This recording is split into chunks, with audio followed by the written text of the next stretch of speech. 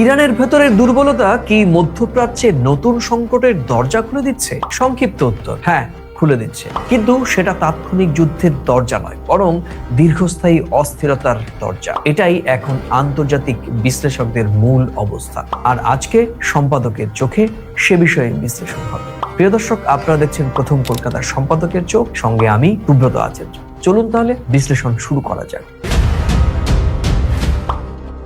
আন্তর্জাতিক গণমাধ্যমগুলো যেমন Reuters, AP, Al Jazeera সহ বিশ্বের বিভিন্ন গণমাধ্যমের বিশ্লেষণে তিনটি বিষয় প্রায় ঐক্যমতে এসেছে। কি দুর্বল হচ্ছে?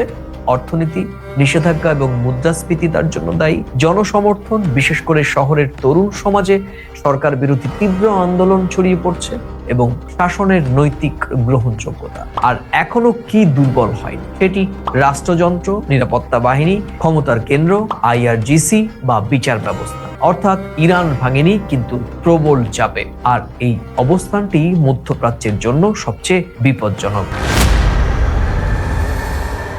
কেন ইরানের দুর্বলতা মানেই আঞ্চলিক সংকট? কারণ ইরান একটি সাধারণ রাষ্ট্র নয়। ইরান হলো আঞ্চলিক প্রক্সি নেটওয়ার্কের কেন্দ্রবিন্দু, সামরিক ও আদর্শিক প্রভাবক এবং উপসাগরীয় শক্তির ভারসাম্যের এক স্তম্ভ। ইরান দুর্বল হলে সে নিজে কম শক্তিশালী হয়, কিন্তু তার চারপাশে সংঘাত বেশি অনিয়ন্ত্রিত হয়ে পড়ে। এর জন্য কারা সরাসরি প্রভাবিত হবে? ইসরায়েল, সৌদি আরব এবং অবশ্যই ইরাক এবং ইসরায়েল। ইরান দুর্বল মানে আগাম নিরাপত্তা ঝুঁকি, তাই প্রি অ্যাক্টিভেট স্ট্রাইক ভাবনা বাড়ে। আন্তর্জাতিক বিশ্লেষকদের মতে এতে উত্তেজনা বাড়ার আশঙ্কা তৈরি হয়। সৌদি আরব, ইরান যদি অস্থিতিশীল হয়, রিয়াদ আরো সতর্ক হবে। ইয়েমেন ও উপসাগরীয় অনিশ্চয়তা বাড়বে। সৌদি ইরান রিটার্ন টেকসই থাকবে কিনা তা প্রশ্ন তৈরি করবে। অবশ্যই ইরান ও সিরিয়ার পরিস্থিতি, এখানে ইরানের প্রক্সি প্রভাব সবচেয়ে বেশি। কেন্দ্র দুর্বল হলে স্থানীয় মিলিশিয়ারাও আরো স্বেচ্ছাচারী হয়, ফলে সংঘাত বাড়ে, কমে না। সবচেয়ে বড় ফ্যাক্ট, তেল ও হরমুজ। আন্তর্জাতিক শক্তিগুলোর সবচেয়ে বড় উদ্বেগ এই স্ট্রেইট অফ হরমুজ। বিশেষ করে 20% তেল এই পথ দিয়ে যাতায়াত করে।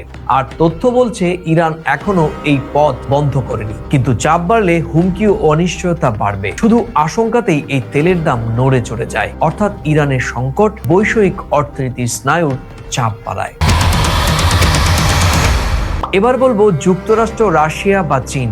এই সংকটে কার লাভ কিংবা কারই ঝুঁকি? যুক্তরাষ্ট্র। ইরান দুর্বল থাকুক, কিন্তু ভেঙে না পড়ুক, এমনটা চায় না মার্কিন যুক্তরাষ্ট্র। আর এর কারণ পতন মানে কন্ট্রোলের বাইরে এক চরম বিশৃঙ্খলা। রাশিয়া এবং চীন শাসন টিকে থাকুক, সেটাই চায়, কারণ স্থিতিশীল ইরান মানে পশ্চিমাদের প্রভাব কম। ফলে ইরান এখন বড় শক্তিগুলোর টানাপোড়েনের মাঝখানে। সবচেয়ে বিপজ্জনক পরিস্থিতি কোনটা? হঠাৎ পতন নয়, দীর্ঘ টান অস্থিরতা। কারণ শাসন টিকে আছে কিন্তু দুর্বল। এই অবস্থায় প্রক্সি যুদ্ধ, সীমিত হামলা, অর্থনৈতিক চাপ বাড়ে। আন্তর্জাতিক বিশ্লেষকরা বলছেন স্লো বার্ন, ইনস্টেবিলিটি। শেষ করব শুধু একথা বলেই, ইরান আজ ভাঙছে ধীরে ধীরে, কিন্তু ইতিহাস বলছে ধীরে ভাঙা রাষ্ট্রই আঞ্চলিক রাজনীতিতে সবচেয়ে বড় ঝাঁকুনি দেয়। তাই প্রশ্নটা আজ ইরানকে নিয়ে নয়, বরং প্রশ্ন হলো এই দুর্বলতার ঢেউ মধ্যপ্রাচ্যকে কোথায় নিয়ে যাবে। প্রিয় দর্শক, এই ভিডিওর কোন অংশের সঙ্গে আপনি সহমত কিংবা কোন অংশের সঙ্গে আপনি ভিন্ন মত, সেটি মন্তব্যের কলামে লিখে জানাতে ভুলবেন না। আর এই ভিডিওটি ভালো লাগলে নিজেদের মাঝে শেয়ার করবেন। আর আজ এই চ্যানেলে প্রথম এলে পুরনো ভিডিও দেখে যদি চ্যানেলটি ভালো লাগে লাইক বা সাবস্ক্রাইব করবেন। প্রিয় দর্শক, সম্পাদকের চোখ এ পর্যন্তই। আবার দেখা হবে নতুন কোনো বিষয় নিয়ে। ততক্ষণ ভালো থাকুন, সুস্থ থাকুন, সবাই নিরাপদে থাকুন। নমস্কার।